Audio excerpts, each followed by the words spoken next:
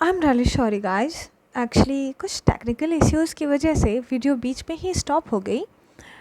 तो हम पढ़ रहे थे गरीबी और इसे हम अपने सेकंड पार्ट में कवर करेंगे। हमारा चैप्टर था, मैं आपको दिखा दूँ एक बार। मैं स्टार्ट की थी गरीबी। किसी कारणवश वीडियो में ग्लिच या किसी वजह से वीडियो बीच में स्टॉप हो गई। तो हमने कंप्लीट किया था वाई के अलग समिति। ऑलरेडी हमने 20 मिनट्स का वीडियो वो रिकॉर्ड कर लिया था। अब हम इसे इसके नेक्स्ट पार्ट में कवर करते हैं। तो हम पढ़ रहे थे गरीबी का पार्ट 2, जिसमें हम पढ़ेंगे लकड़ावाला समिति के बारे में। One second. लकड़ावाला समिति योजना आयोग ने देश में निर्धनता की माप के लिए 1989 में प्रोफेसर डी.टी. लकड़ावाला की अध्यक्षता में एक समिति गठित की। योजना आयोग की स्थापना कब हुई थी? 15 मार्च 1950 को, 1950। One second.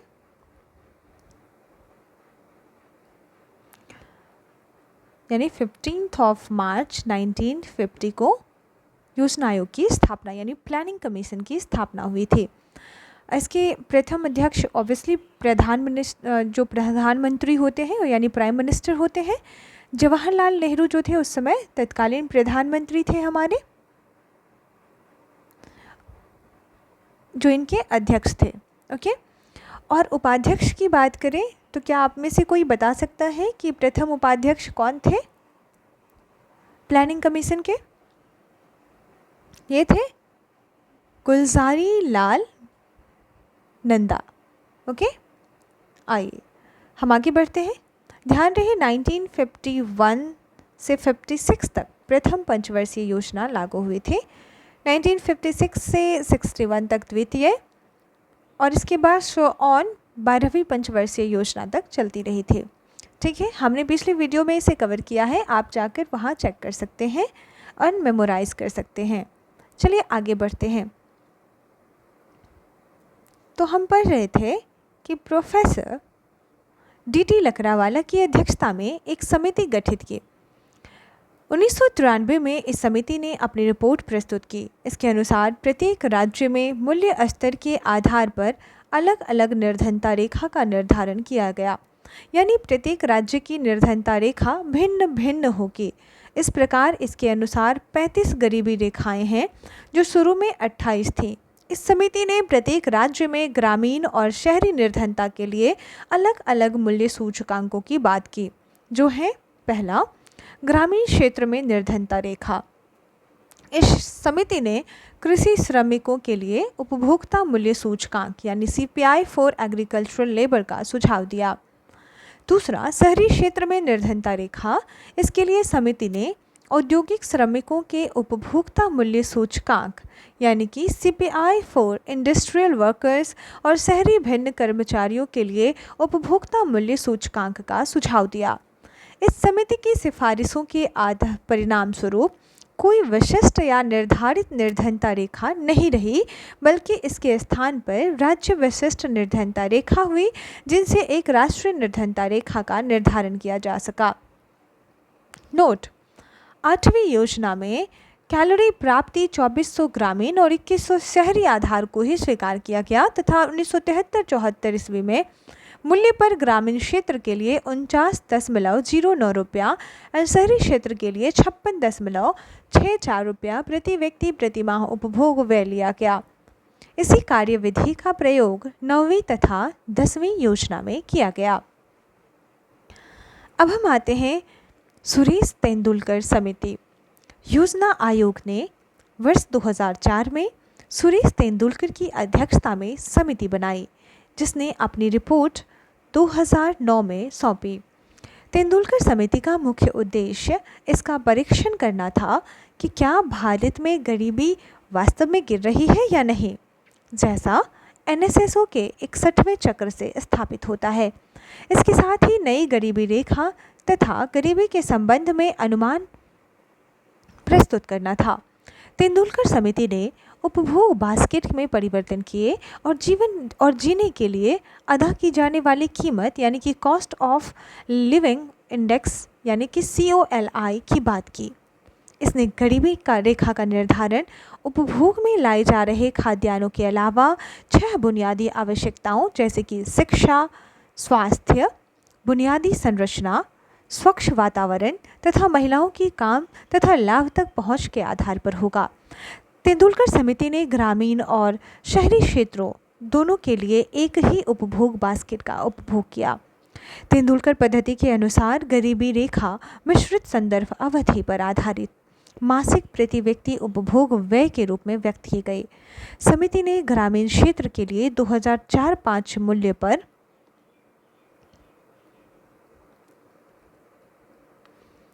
446.68 रुपया, जो 2011-12 के मूल्य पर 816 रुपये प्रति व्यक्ति प्रति माह तथा शहरी क्षेत्र के लिए इसे 578 रुपया 8 पैसे 2011-12 के मूल्य के आधार पर कितना था, 1000 रुपये थे, मासिक रुपया प्रति व्यक्ति उपभोग रखा।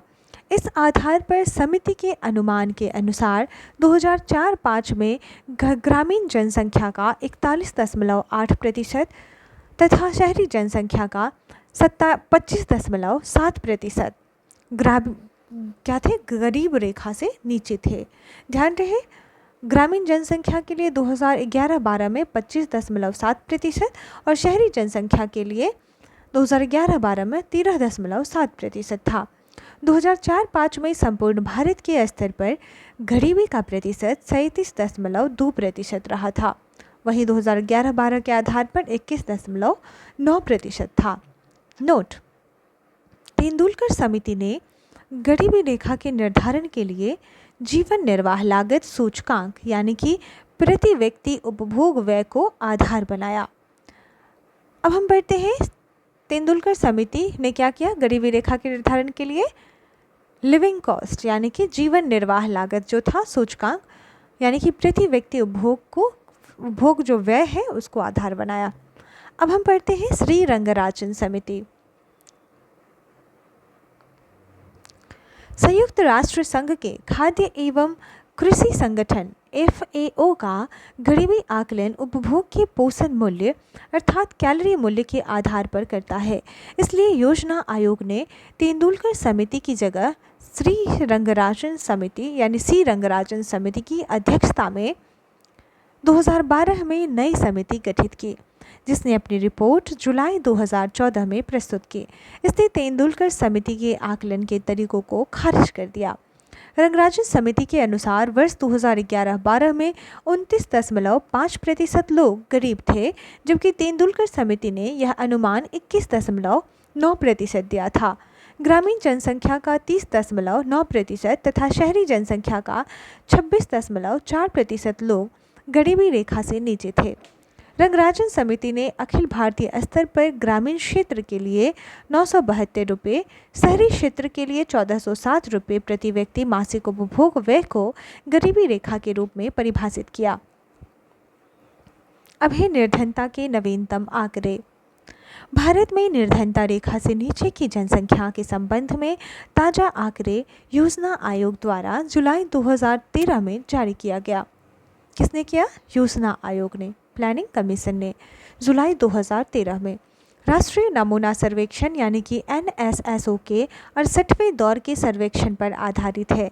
यह आंकड़े 2011-12 के लिए हैं तथा सुरेश तेंदुलकर समिति द्वारा सुझाए गए फॉर्मूले पर आधारित हैं। ठीक है, इन आंकड़ों के अनुसार पहला, 2011-12 में देश में 21.9% जनसंख्या निर्धनता रेखा के नीचे है, जबकि 2004-05 में 37.2% थी। बी, 2011-12 में ग्रामीण क्षेत्रों में 25.7%, शहरी क्षेत्रों में 13.7% जनसंख्या निर्धनता रेखा से नीचे है। वर्ष 2004-05 में यह आंकड़ा कितना था? क्रमशः 41.8 और 25.7 था। सी, 2011-12 में देश में निर्धनों की कुल संख्या 26.93 करोड़ आकलित है। कब? 2011-12। वहीं 2004-05 में यह 40.72 करोड़, 2009-10 में यह 35.47 करोड़ थी। ठीक है, यानी कि दोनों वर्षों में 7.9% की कमी हुई है। डी, 2011-12 में अखिल भारतीय स्तर पर ग्रामीण क्षेत्रों में व्यय जो है 816 रुपये प्रति व्यक्ति प्रति माह स्वीकार किया गया। कब? 2011-12 में। वहीं शहरी क्षेत्रों में 1000 रुपये प्रति व्यक्ति प्रति माह स्वीकार किया गया। इसका अर्थ यह है कि ग्रामीण क्षेत्रों में प्रतिदिन 27.20 रुपये और शहरी क्षेत्रों में प्रतिदिन 33.33 रुपये से कम खर्च करने वाले व्यक्तियों को अखिल भारतीय स्तर पर निर्धनता रेखा से नीचे माना गया है। ई, राज्यों में सर्वाधिक निर्धनता अनुपात कहाँ पे? छत्तीसगढ़ में पाया गया है, जहाँ 39.93% जनसंख्या निर्धनता रेखा से नीचे है। इसके पश्चात झारखंड में 36.96%, मणिपुर में 36.89%, अरुणाचल प्रदेश में 34.67%, बिहार में 33.47% जनसंख्या रेखा निर्धनता रेखा से नीचे है। एफ, यही हम केंद्र शासित प्रदेशों में बात करें तो निर्धनता रेखा से नीचे जीवन यापन करने वाले जो घटते क्रम में हैं कौन है? दादर नगर हवेली सबसे ज़्यादा, वहीं चंडीगढ़। सबसे कम निर्धनता अनुपात कहाँ है? गोवा में। कितना है?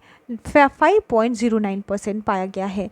इसके बाद केरल 7.05%, हिमाचल प्रदेश, सिक्किम, पंजाब में पाया गया है। अब है गरीबी निवारण, रोजगार, बीमा, शिक्षा, स्वास्थ्य एवं बाल विकास से संबंधित कुछ प्रमुख योजनाएं। अन्नपूर्णा योजना,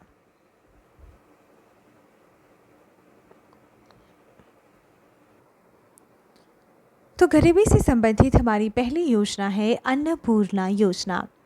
इस योजना का प्रारंभ 2 अक्टूबर 2000 को गाजियाबाद के सिखोरा ग्राम से हुआ। इस योजना का उद्देश्य क्या है? देश के अत्यंत निर्धन वृद्धों के लिए रोटी की व्यवस्था करनी है।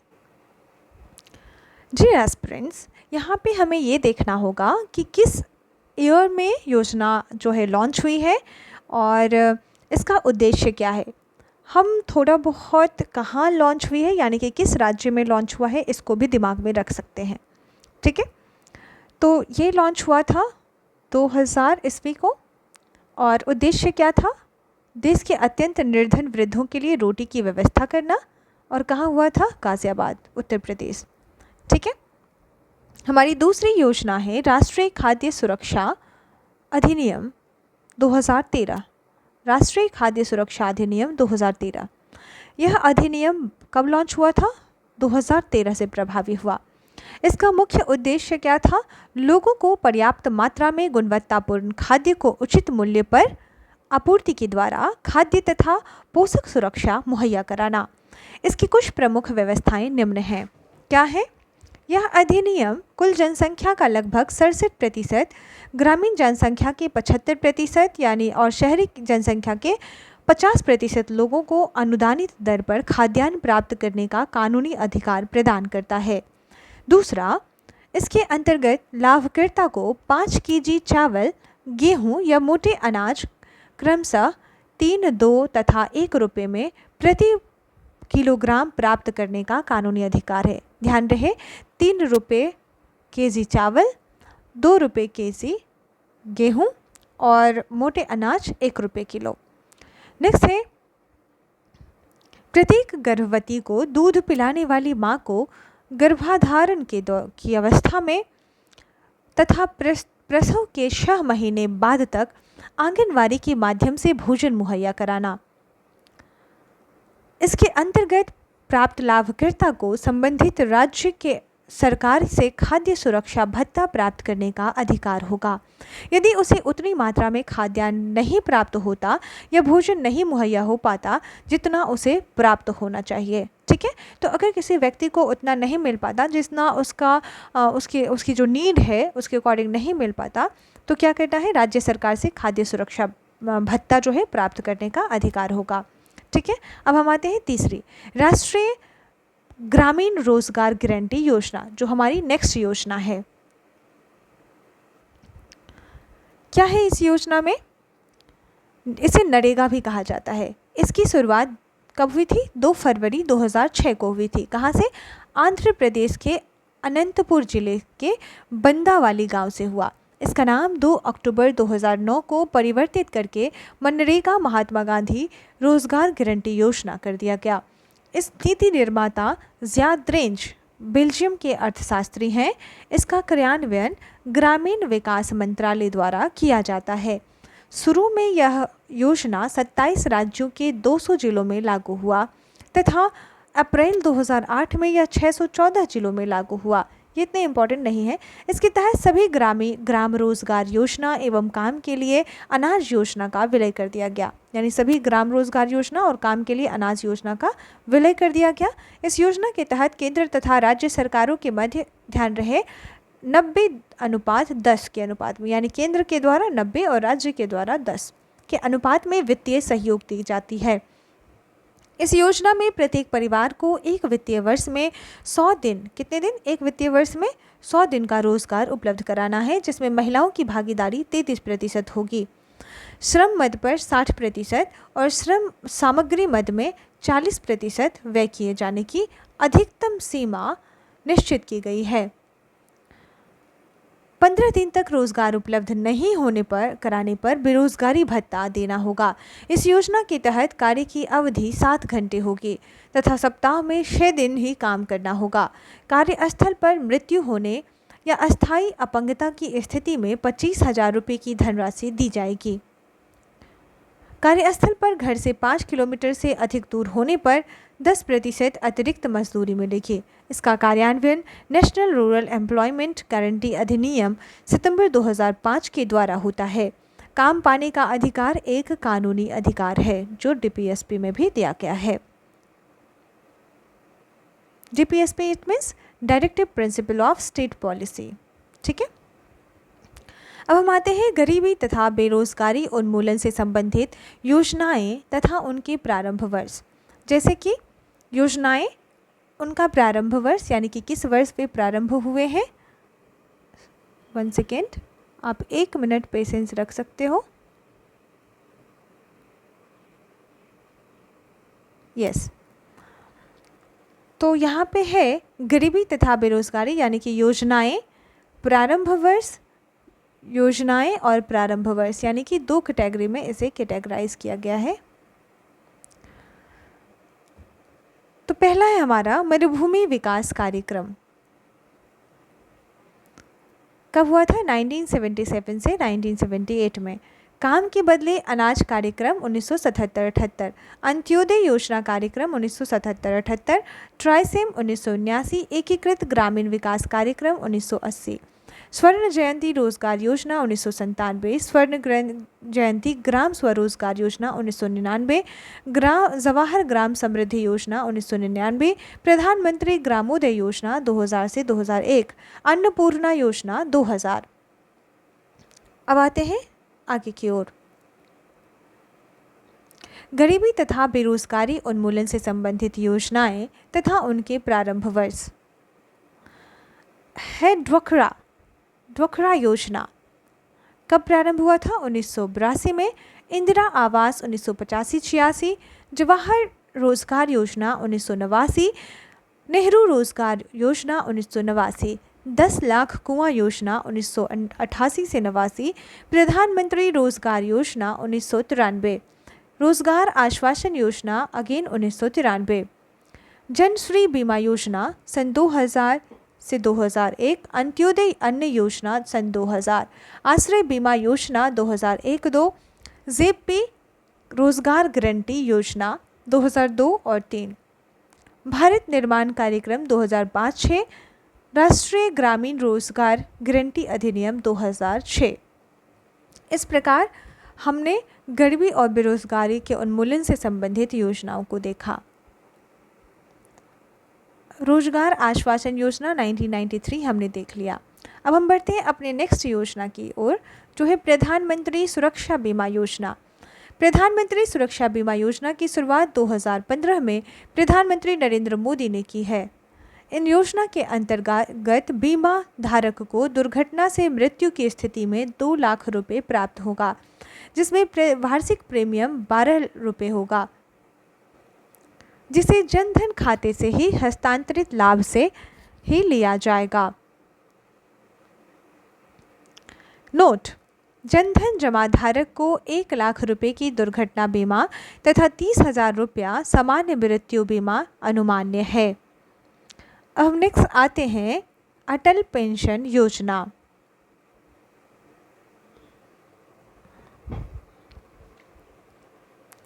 अटल पेंशन योजना की शुरुआत भी 2015 में प्रधानमंत्री नरेंद्र मोदी द्वारा किया गया। इस योजना के अंतर्गत पेंशन की मात्रा तथा इसकी अवधि का निर्धारण इसके अंतर्गत दी जाने वाली अंशदान पर निर्भर करेगी। 31 दिसंबर 2015 से पूर्व इसके अंतर्गत खोले जाने वाले खाते पर सरकार 5 वर्ष तक प्रीमियम का 50% जो अधिक से अधिक 1,000 रुपये वार्षिक होगा अंशदान करेगी। अटल पेंशन योजना में लाभार्थी बनने के लिए आयु मापदंड कितना है? 18 से 40 वर्ष। ध्यान रहे यूपीएससी में यह स्टेटमेंट दिया गया था और उसमें आयु वर्ग को गलत लिखा गया था। ठीक है, तो वहाँ पे क्या है? अटल पेंशन योजना के लिए 18 से 40 वर्ष आयु वर्ग। ठीक है, नेक्स्ट है प्रधानमंत्री जीवन ज्योति बीमा योजना। इसकी शुरुआत भी 9 मई 2015 को प्रधानमंत्री नरेंद्र मोदी द्वारा की गई। यह योजना स्वाभाविक एवं दुर्घटना मृत्यु दोनों ही के संबंध में लागू होगी। इस योजना के अंतर्गत प्राप्त राशि 2 लाख रुपए होगी। इसके अंतर्गत अंशदान 330 रुपये वार्षिक होगी तथा यह 18 से 50 वर्ष की आयु वर्ग से के संबंध में लागू होगी। Very very important. नेक्स्ट है बच्चों को निःशुल्क शिक्षा तथा अनिवार्य शिक्षा का अधिकार अधिनियम 2009। 86वें संविधान संशोधन अधिनियम के परिणाम स्वरूप संविधान के भाग 3 में अनुच्छेद 21 क को समाविष्ट किया गया, जिसके फलस्वरूप 6 से 14 वर्ष, ध्यान रहे 6 से 14 वर्ष के बीच की आयु के सभी बच्चों के लिए निःशुल्क तथा अनिवार्य शिक्षा को मूल अधिकार बना दिया गया। बच्चों को निःशुल्क और अनिवार्य शिक्षा का अधिकार अधिनियम 2009 1 अप्रैल 2010 से प्रभावी हो गया है। इस अधिनियम की कुछ व्यवस्थाएं निम्न हैं। क्या है? पहला, 6 से 14 वर्ष के प्रत्येक बच्चे को प्रारंभिक शिक्षा पूरी होने तक अपने पड़ोस के विद्यालय में निःशुल्क और अनिवार्य शिक्षा का अधिकार होगा। कब से कब तक? 6 से 14 वर्ष के बच्चों को। कब लागू हुआ ये? 1 अप्रैल 2010 से प्रभावी हो गया। इसमें क्या कहा गया कि 6 से 14 वर्ष के जो बच्चे होंगे उनको प्रारंभिक शिक्षा पूरी करने तक अपने पड़ोस के विद्यालय में निःशुल्क और अनिवार्य शिक्षा का अधिकार होगा। दूसरा, 3 वर्ष के भीतर जहां पास में विद्यालय नहीं है तो सरकार या स्थानीय प्रशासन विद्यालय की स्थापना करेगा। सी, अधिनियम के पालन के लिए वित्त की व्यवस्था करना केंद्र एवं राज्य सरकार की जिम्मेदारी होगी। डी, पड़ोस के विद्यालय में प्रवेश दिलाने की जिम्मेदारी माता पिता या अभिभावक की होगी। ई, प्रवेश के लिए ना ही किसी प्रकार की फीस ली जाएगी, ना ही जांच परीक्षा ली जाएगी। एफ, कोई अध्यापक कोई निजी ट्यूशन नहीं करेगा। जी, अधिनियम को प्रभावी ढंग से क्रियान्वित करने के लिए बाल शिक्षा विशेषज्ञों की राष्ट्रीय परामर्शी परिषद की केंद्र सरकार द्वारा स्थापना की जाएगी। नेक्स्ट है सर्व शिक्षा अभियान। गरीबी निवारण में अशिक्षा को सबसे प्रमुख अवरोधक तत्व होने के कारण तथा साथ ही शिक्षा के प्रबल अग्रगामी तथा पश्चिमगामी कड़ियों को दृष्टि में रखते हुए भारत सरकार ने 2001 में सर्व शिक्षा अभियान को लागू किया। ध्यान रहे सर्व शिक्षा अभियान 2001-2 में माना जाता है। ठीक है। वर्तमान 2015-16 में इस योजना के लिए वित्तीय व्यवस्था केंद्र एवं राज्य सरकार 60:40, पूर्वोत्तर राज्यों के लिए 90:10 के अनुपात में करती है। Very very important. अगर कह रहा है शिक्षा के लिए जो योगदान होता है, जिसमें अगर मैदानी राज्यों की बात करें या नॉर्मल राज्यों की, तो 60:40 के अनुपात में, यानी कि 60 जो है जिम्मेदारी केंद्र सरकार की होती है और 40 जो है इसमें योगदान की जिम्मेदारी राज्य सरकार की होती है। वहीं अगर पूर्वोत्तर राज्यों की बात करें तो ये क्या होता है 90:10, यानी कि केंद्र सरकार की हिस्सेदारी इसमें 90% और जो 10% है वह वहाँ के राज्य सरकारों की रिस्पॉन्सिबिलिटीज़ हैं। सर्व शिक्षा अभियान के हस्तक्षेप के कारण विद्यालय छोड़ने वाले बच्चों की संख्या में अत्यधिक कमी आई है। नेक्स्ट है विद्यालय में राष्ट्रीय मध्याहार कार्यक्रम। इसकी शुरुआत 15 अगस्त 1995 को हुआ। यह केंद्र द्वारा, मिड डे मील कह सकते हैं हम, द्वारा प्रायोजित योजना है। किसके द्वारा? केंद्र द्वारा। शुरुआत में इसे प्राइमरी स्तर पर लागू किया गया, परंतु 1 अक्टूबर 2007 से इसमें अपर प्राइमरी के बच्चों को भी शामिल कर लिया गया।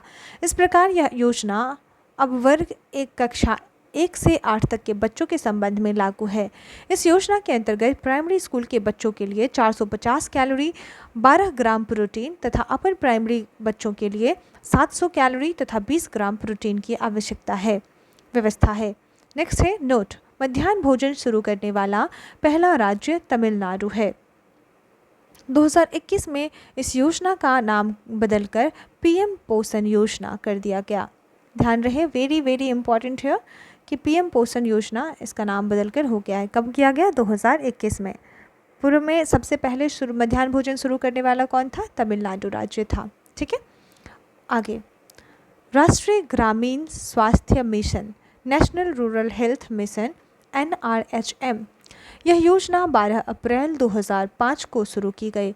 यह ग्रामीण क्षेत्रों में सरलता से पहुंच वाली, वहनीय और जवाबदेही वाली स्वास्थ्य सेवाएं मुहैया कराने से संबंधित है।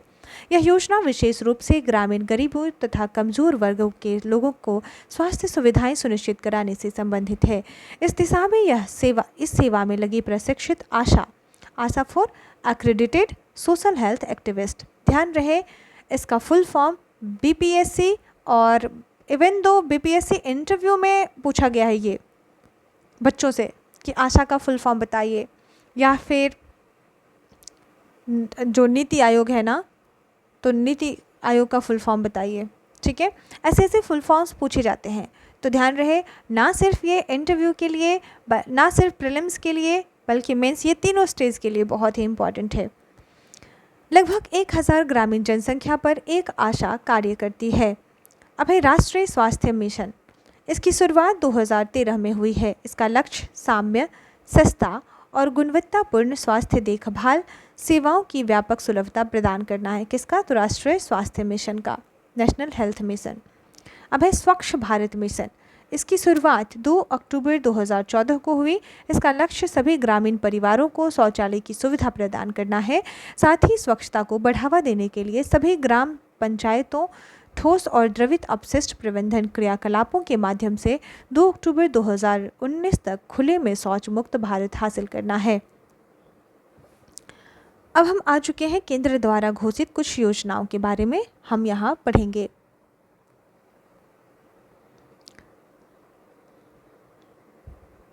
पहला है हमारा डिजिटल इंडिया कार्यक्रम, बहुत ही इंपॉर्टेंट, प्रीलिम्स में पूछा जाता है। डिजिटल इंडिया कार्यक्रम कब लॉन्च हुआ? 2014 में। कभी कभी तो डेट भी पूछ लिए जाते हैं और उनका क्रम सजाने को दिया जाता है। तो डिजिटल इंडिया कार्यक्रम 21 अगस्त 2014, प्रधानमंत्री जनधन योजना 28 अगस्त 2014, दीनदयाल उपाध्याय योजना 25 सितंबर 2014, स्वच्छ भारत मिशन 2 अक्टूबर 2014, सांसद आदर्श ग्राम योजना 11 अक्टूबर 2014, श्रमेव जयते 16 अक्टूबर 2014, फास्टैग 31 अक्टूबर 2014। जीवन प्रमाण 10 नवंबर 2014। मिशन इंद्रधनुष किसके लिए? टीकाकरण के लिए 25 दिसंबर 2014। तो ये हमने कौन कौन सा देखा 2014 में? डिजिटल इंडिया कार्यक्रम, प्रधानमंत्री जनधन योजना, दीनदयाल उपाध्याय अंत्योदय योजना, स्वच्छ भारत मिशन, सांसद आदर्श ग्राम योजना, श्रमेव जयते, फास्टैग, जीवन प्रमाण और मिशन इंद्रधनुष। ये 2014 में लॉन्च की गई कुछ योजनाएं हैं केंद्र सरकार के द्वारा। अब हम देखेंगे 2015 में लॉन्च की गई कुछ योजनाएं।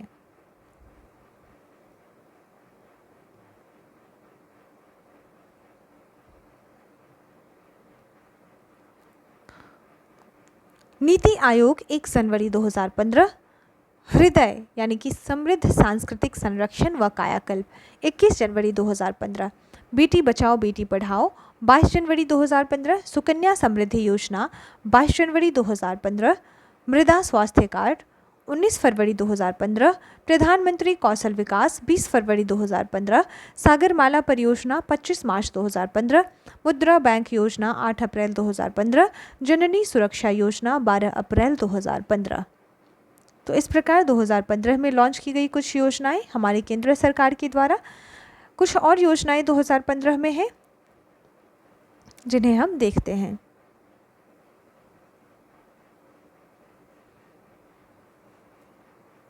उजाला योजना 2015। प्रधानमंत्री जीवन ज्योति बीमा योजना 9 मई 2015। प्रधानमंत्री सुरक्षा बीमा योजना 9 मई 2015। अटल पेंशन योजना 9 मई 2015। उस्ताद यानी अल्पसंख्यक कारीगर योजना क्या है? 14 मई 2015। कायाकल्प किस चीज़ का कायाकल्प? जन स्वास्थ्य से रिलेटेड 15 मई 2015। डीडी किसान चैनल 26 मई 2015। Housing for all scheme 2015।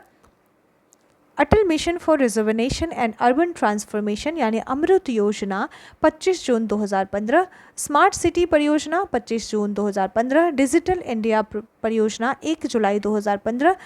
इंद्रधनुष यानी सार्वजनिक बैंक की सुदृढ़ता के लिए 7 सूत्रीय मिशन अगस्त 2015। स्वर्ण मौद्रीकरण योजना 5 नवंबर 2015। स्वर्ण बॉन्ड योजना 5 नवंबर 2015। स्वर्ण बुलियन योजना 5 नवंबर 2015। उदय यानी उज्ज्वल डिस्कम योजना 2015। अब हम आते हैं 2016 की कुछ योजनाओं को देखते हैं।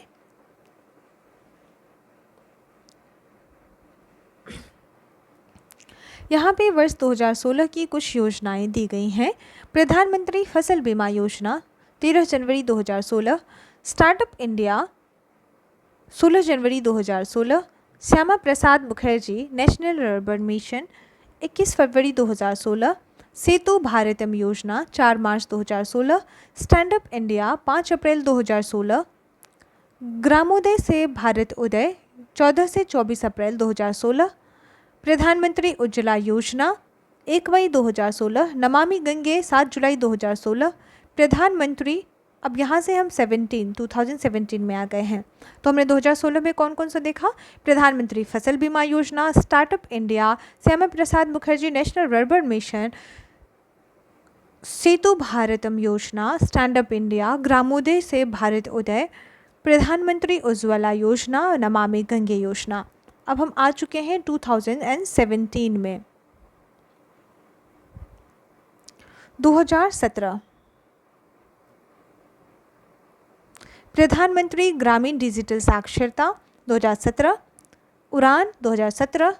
संपदा यानी कि कृषि प्रसंस्करण उद्योग पर केंद्रित 2017। प्रधानमंत्री वय वंदना योजना 2017। मातृत्व लाभ कार्यक्रम 2017। जिज्ञासा 2017। शादी सगुन योजना 2017।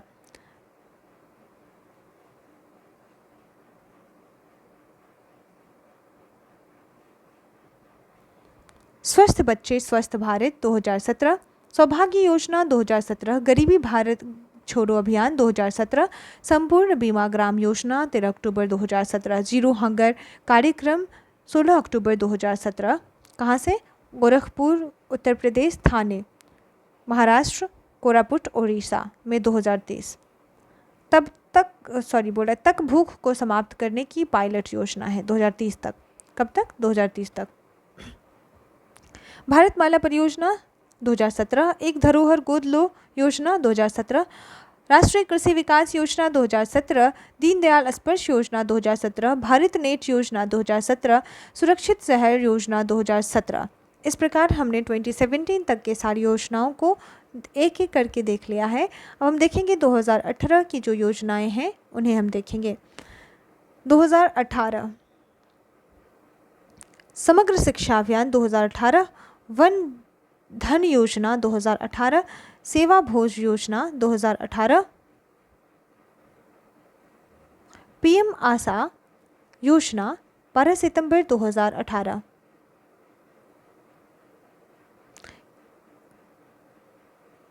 आयुष्मान भारत प्रथम जन आरोग्य योजना 2018, सुरक्षित मातृत्व आश्वासन 2018, पीएम किसान 2018, पीएम श्रम योगी मानधन योजना 2019, पीएम कुसुम योजना 2019, पीएम किसान पानधन योजना 2019, पीएम कर्मयोगी मानधन योजना 2019 को रांची से शुभारंभ किया गया था, ध्यान रहे।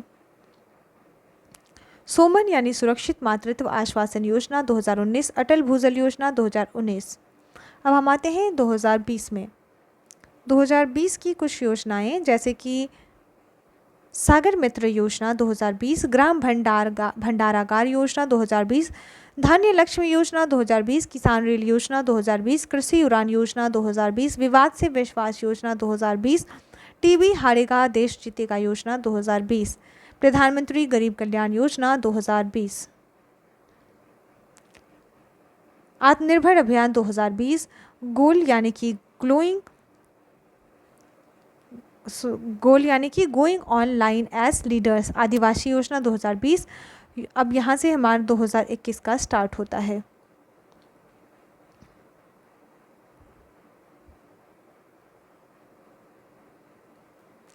दो 2021 की कुछ योजनाएं हैं।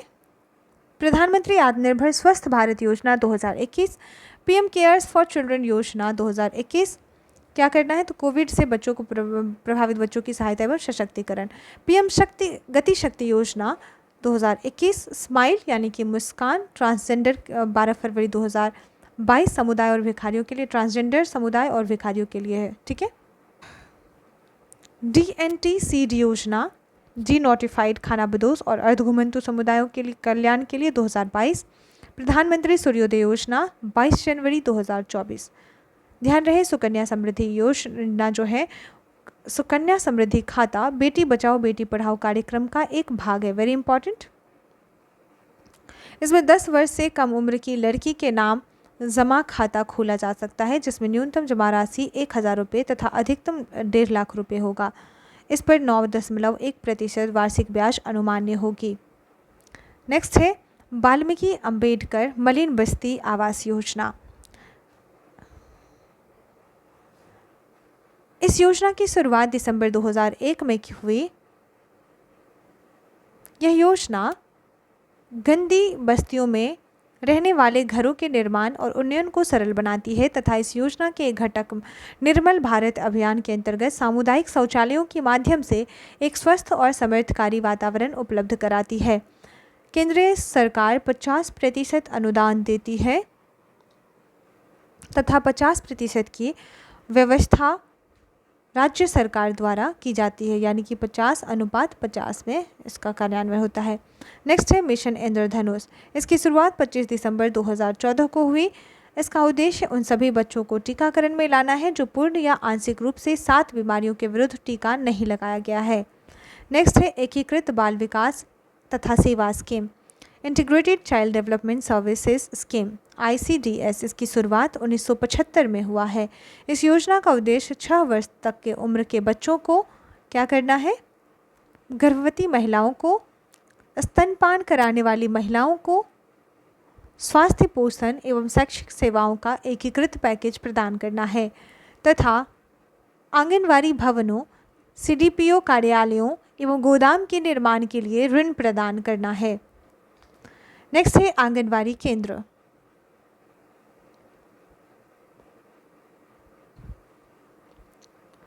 इस केंद्र की स्थापना ग्रामीण, शहरी तथा जनजाति बहुल क्षेत्रों में खोले गए हैं। इस केंद्र के प्रमुख उद्देश्य 300 दिनों के लिए पूरक पोषाहार, स्वास्थ्य, प्रतिरक्षण, शिक्षा उपलब्ध करना है।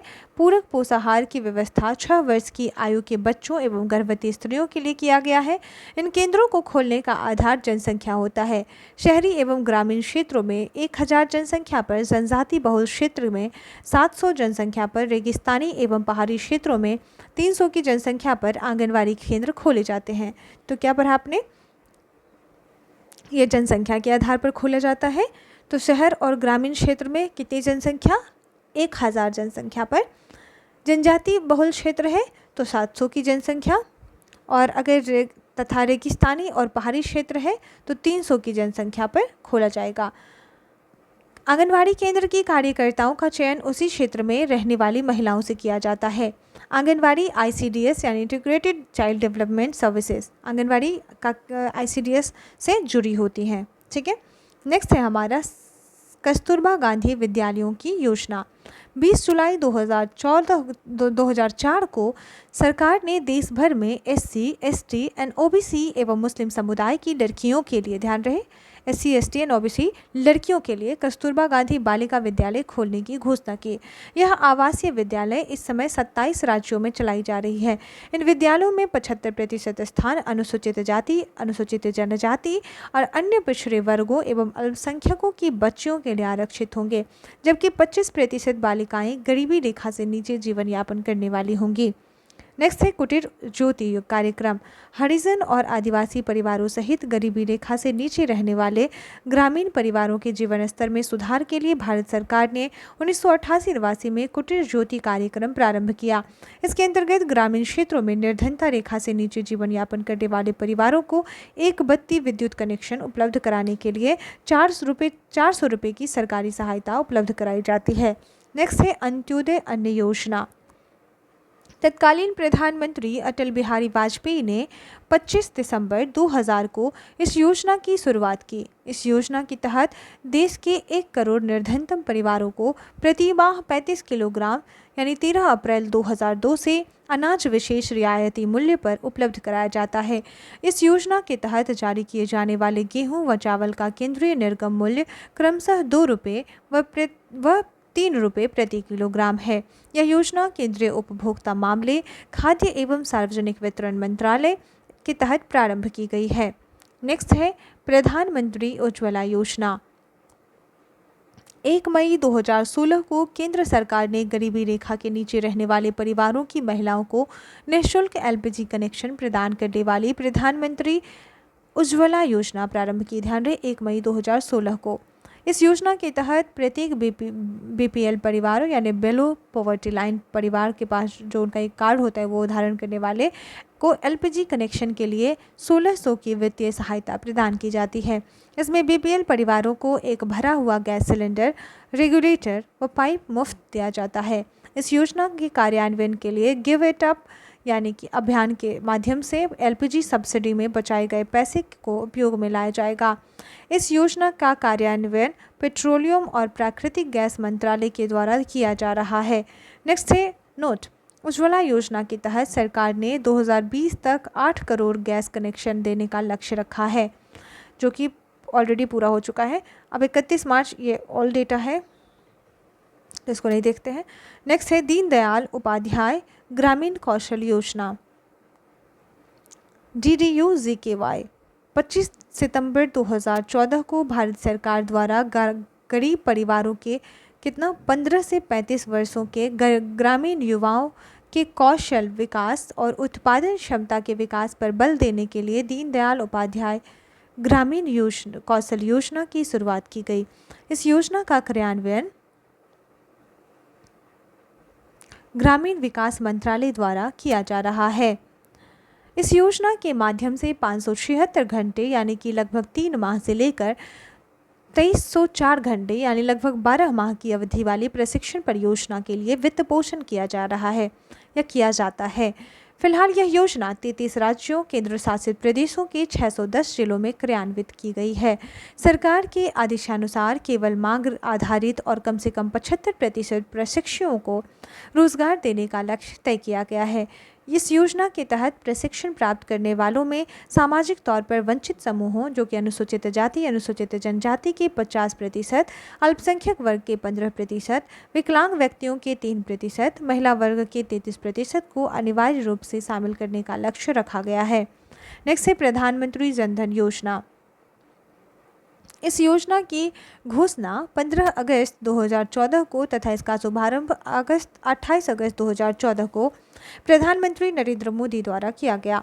प्रारंभ में इस योजना में प्रत्येक परिवार को कम से कम मूल बैंकिंग सुविधाएं उपलब्ध कराने की विकल्पना की गई थी, लेकिन अब इस योजना का फोकस प्रत्येक घर या परिवार के बजाय प्रत्येक वयस्क नागरिक है।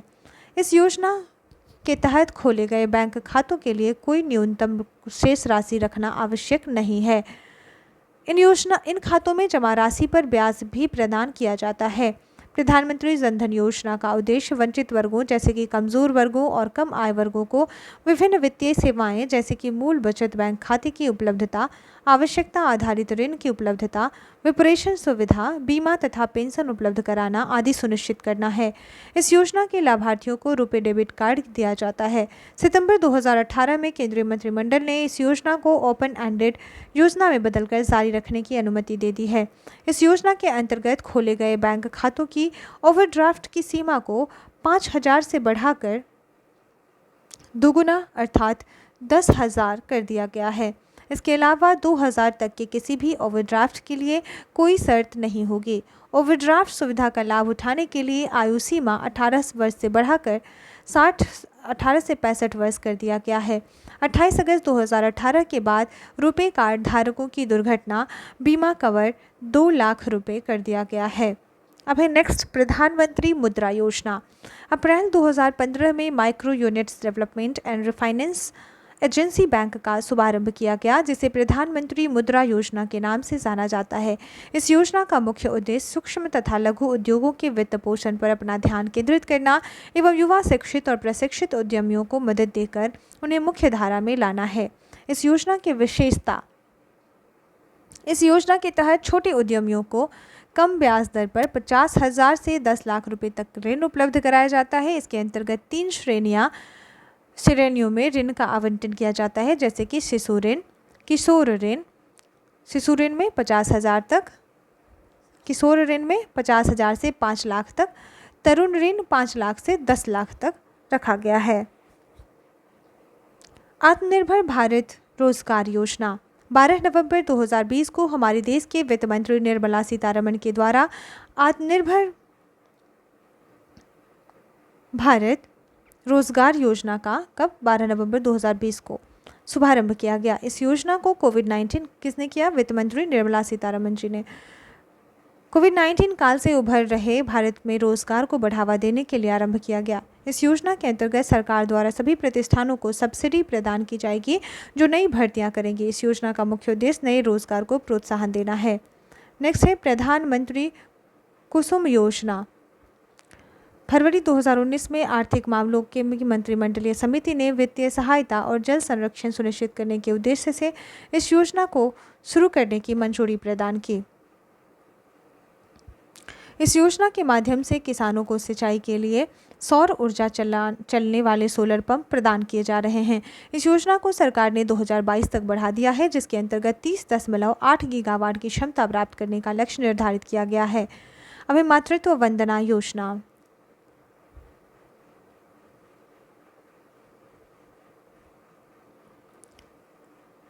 गर्भावस्था सहायता योजना की शुरुआत प्रधानमंत्री श्री नरेंद्र मोदी जी ने जनवरी 2017 को की थी। गर्भावस्था सहायता योजना को प्रधानमंत्री मातृत्व वंदना योजना 2021 के नाम से भी जाना जाता है। योजना के अंतर्गत केंद्र सरकार गर्भवती महिलाओं को आर्थिक सहायता के रूप में 6,000 प्रदान करती है। योजना के अंतर्गत महिला तथा बाल विकास मंत्रालय नोडल एजेंसी की तरह कार्य कर रही है। इस योजना का लाभ पहले जीवित बच्चों को जन्म देने पर ही गर्भवती महिलाओं को प्राप्त होगा। कब पर? पहले जीवित बच्चे को जन्म देने पर। गर्भवती महिलाओं को प्राप्त होगा। इस योजना के अंतर्गत वही महिलाएं आवेदन कर सकती हैं जिनकी उम्र 19 वर्ष या अधिक है। इस योजना में लाभ प्राप्त करने के लिए गर्भवती महिलाओं को आंगनवाड़ी या निकट स्वास्थ्य केंद्रों में जाकर पंजीकरण कराना होगा। नेक्स्ट है स्वामित्व योजना। यह योजना प्रधानमंत्री नरेंद्र मोदी द्वारा 11 अक्टूबर 2020 को प्रारंभ किया गया। इस योजना के अंतर्गत लगभग 6.62 लाख गांव सम्मिलित किए जाएंगे। स्वामित्व योजना का मुख्य उद्देश्य ग्रामीण क्षेत्रों के घरों के मालिकों को संपत्ति कार्ड प्रदान करना है। स्वामित्व योजना के माध्यम से सभी ग्रामीण क्षेत्र के नागरिकों को के संपत्ति का डिजिटल ब्यौरा होगा। नेक्स्ट है नई शिक्षा नीति 2020। नई शिक्षा नीति 2020 भारत सरकार द्वारा 29 जुलाई 2020 को घोषित किया गया। सन 1986 में जारी हुई नई शिक्षा नीति के बाद भारत की शिक्षा नीति में यह पहला नया परिवर्तन है। यह नीति अंतरिक्ष वैज्ञानिक के कस्तूरी रंगन की अध्यक्षता वाली समिति की रिपोर्ट पर आधारित है। इस शिक्षा नीति के अंतर्गत 2030 तक स्कूली शिक्षा में 100% GIR के साथ पूर्व विद्यालय से माध्यमिक विद्यालय तक शिक्षा का सार्वभौमिकरण किया जाएगा। सरकार ने शिक्षा नीति में काफ़ी सारे बदलाव किए हैं। पहले 10+2 का पैटर्न फॉलो किया जाता था, परंतु अब नई शिक्षा नीति में 5+3+3+4 का पैटर्न अपनाया जाएगा, जिसमें 12 वर्ष की स्कूली शिक्षा होगी और 3 वर्ष की प्री स्कूलिंग शिक्षा होगी। इस शिक्षा नीति का मुख्य उद्देश्य भारत में प्रदान की जाने वाली शिक्षा को वैश्विक स्तर पर लाना है। इस योजना के जरिए शिक्षा की गुणवत्ता में सुधार आएगा और बच्चे अच्छे शिक्षा प्राप्त कर पाएंगे। नेक्स्ट है प्रधानमंत्री स्वनिधि योजना। इस योजना को केंद्र सरकार द्वारा देश के रेहड़ी पटरी वालों, छोटे सड़क विक्रेताओं को अपना खुद का काम नए सिरे से शुरू करने के लिए आरंभ किया गया है। इस योजना के तहत केंद्र सरकार द्वारा रेहड़ी और पटरी वालों को 10,000 का ऋण उपलब्ध कराया जाएगा। यह ऋण 1 वर्ष के अंदर किस्त में वापस करना होगा। इस योजना के अंतर्गत विभिन्न क्षेत्रों में वेंडर, हॉकर, ठेले वाले, रेहड़ी वाले, ठेली फल वाले सहित 50 लाख से अधिक लोगों को योजना से लाभ प्रदान किया जाएगा। नेक्स्ट है आयुष्मान भारत योजना 2018। बजट में वित्त मंत्री अरुण जेटली के समय इस योजना की घोषणा हुई थी। 1 अप्रैल 2018 को पूरे भारत में लागू किया गया था। इस योजना का उद्देश्य आर्थिक रूप से कमजोर लोगों यानी BPL धारक को स्वास्थ्य बीमा मुहैया कराना है। इसके अंतर्गत आने वाले प्रत्येक परिवार को 5 लाख तक का कैश रहित स्वास्थ्य बीमा उपलब्ध कराया जाएगा। 10 करोड़ BPL धारक परिवार जो हैं इस योजना का प्रत्यक्ष लाभ उठा सकेंगे। इस योजना को प्रधानमंत्री नरेंद्र मोदी ने 14 अप्रैल 2018 को डॉक्टर भीमराव अंबेडकर की जयंती के दिन झारखंड के रांची जिले से आरंभ किया। नोट: आयुष्मान भारत योजना के तहत पहला स्वास्थ्य और कल्याण केंद्र ABHWC का उद्घाटन 14 अप्रैल 2018 को छत्तीसगढ़ में के बीजापुर जिले में किया गया। अब है प्रधानमंत्री सूर्योदय योजना। निम्न एवं मध्यम आय वाले परिवारों द्वारा सौर ऊर्जा का समुचित उपयोग कर बिजली की अपनी ज़रूरतों के लिए आत्मनिर्भर बनाने के उद्देश्य से प्रधानमंत्री सूर्योदय योजना शुरू करने का निर्णय सरकार द्वारा जनवरी 2024 में किया गया। 22 जनवरी 2024 को अयोध्या में श्री राम लला मंदिर में प्राण प्रतिष्ठा कार्यक्रम से लौटने के बाद ही प्रधानमंत्री श्री नरेंद्र मोदी जी ने योजना की घोषणा करते हुए कहा कि अयोध्या में प्राण प्रतिष्ठा के शुभ अवसर पर उनका यह संकल्प और प्रशस्त हुआ कि भारतवासियों के घरों के छत पर उनका अपना सोलर रूफटॉप सिस्टम हो। इस योजना के तहत लक्षित परिवारों को रूफटॉप सौर ऊर्जा की स्थापना के लिए प्रेरित करने के लिए अभियान चलाया जाएगा, ताकि ऐसे परिवारों को बिजली के बिल कम करने के साथ साथ अतिरिक्त आय का अवसर प्राप्त हो सके। योजना लागू करने का निर्णय 22 जनवरी 2024 को प्रधानमंत्री नरेंद्र मोदी के आवास पर संपन्न बैठक में लिया गया।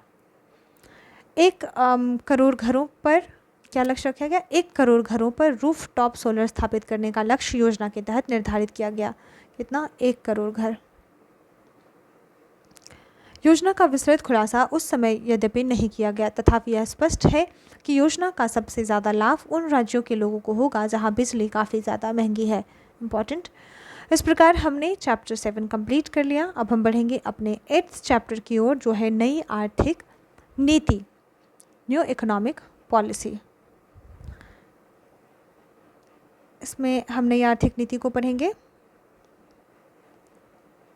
फिर हमारा होगा भारतीय वित्त व्यवस्था। क्या इसे अभी पढ़ लिया जाए? बहुत छोटा है, पढ़ भी सकते हैं, एक पेज का है, तो मुझे लगता है इसी में ख़त्म कर दिया जाए। नई आर्थिक नीति आर्थिक सुधार से संबंधित है,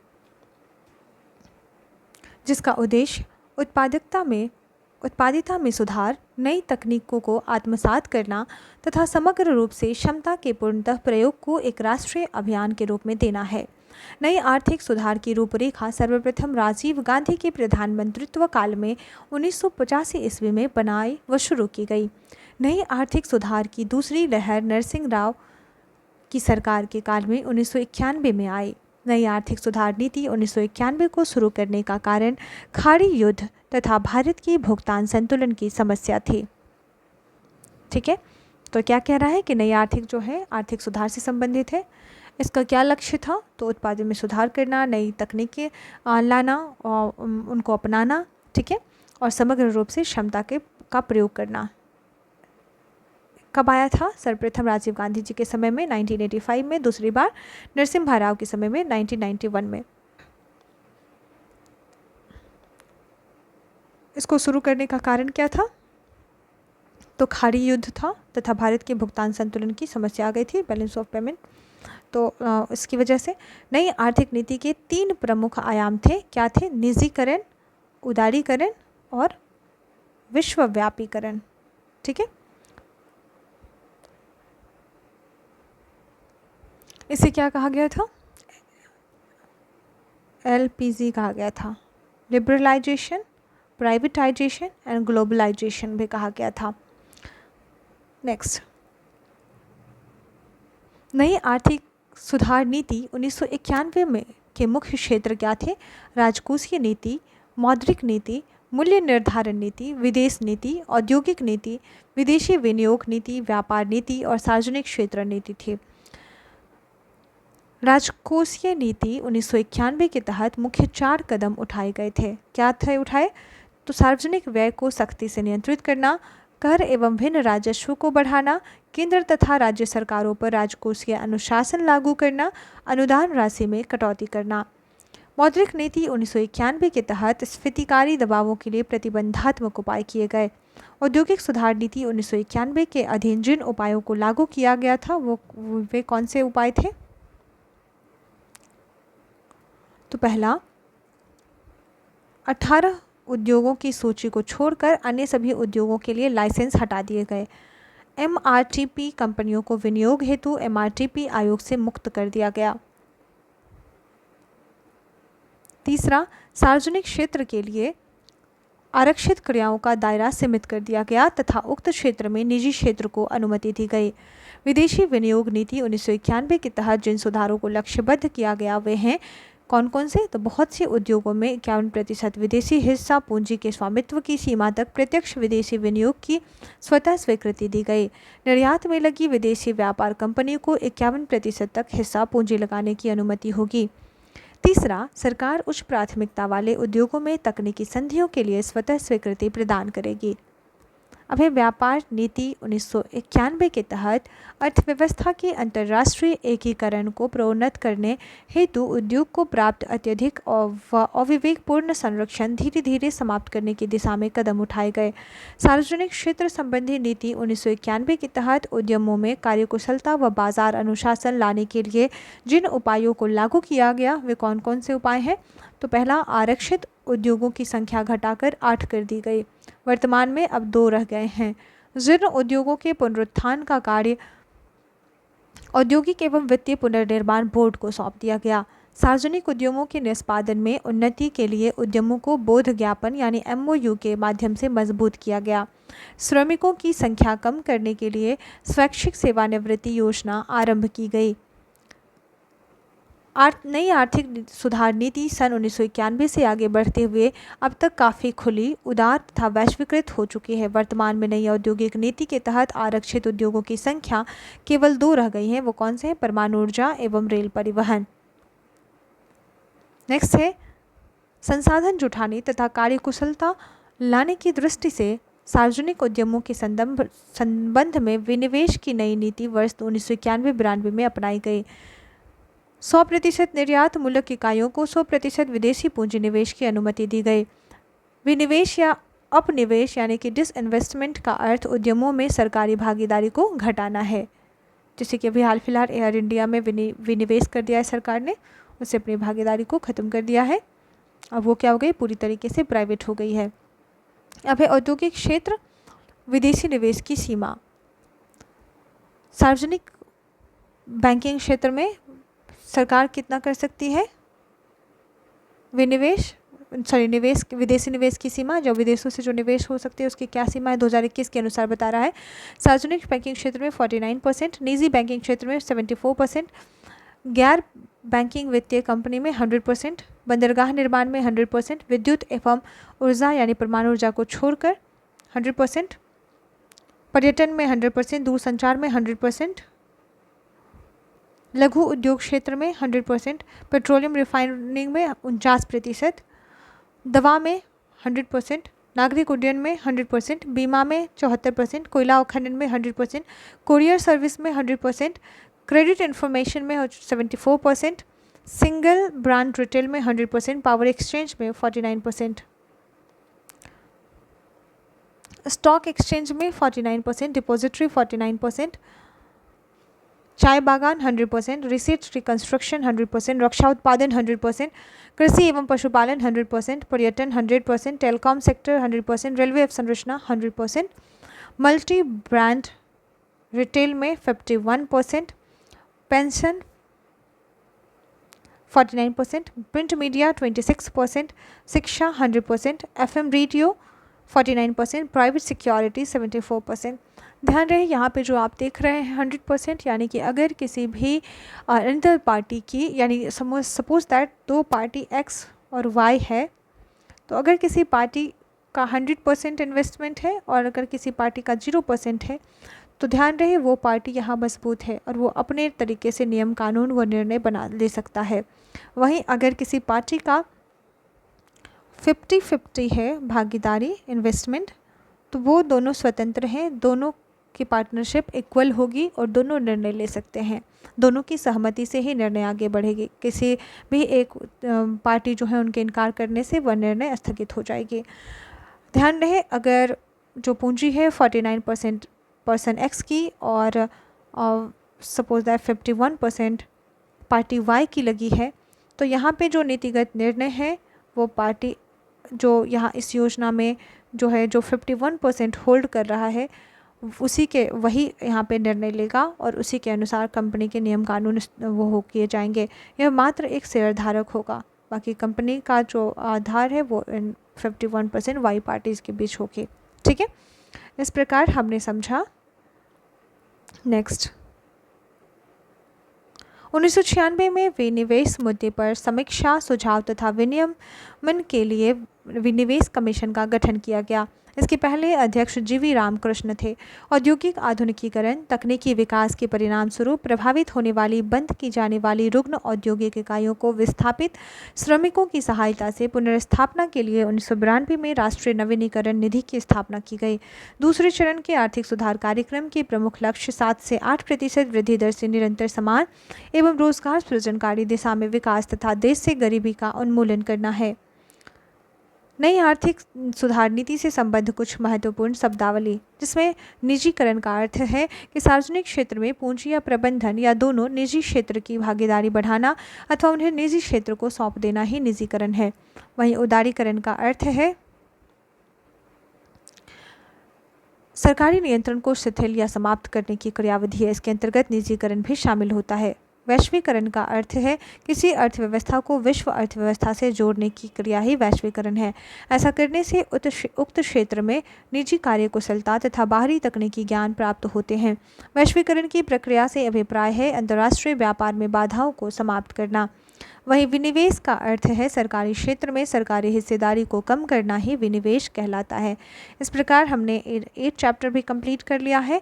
अब हमारा 9th चैप्टर जो होगा वो होगा भारतीय वित्त व्यवस्था, जिसे हम काफ़ी अच्छे तरीके से पढ़ेंगे। भारतीय वित्त व्यवस्था को यहाँ पे आरबीआई की कार्यवाहियाँ, नेशनल परफॉर्मिंग एसेट्स यानी कि गैर निष्पादन परिसंपत्ति क्या है, बेसल मानक,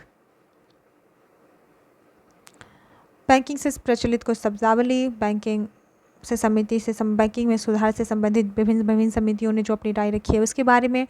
repo rate, reverse repo rate, बहुत ही इंटरेस्टिंग चैप्टर है ये। बैंक रेट क्या है, उसके बाद वैधानिक तरलता अनुपात क्या है यानी SLR, और PLR, SLR,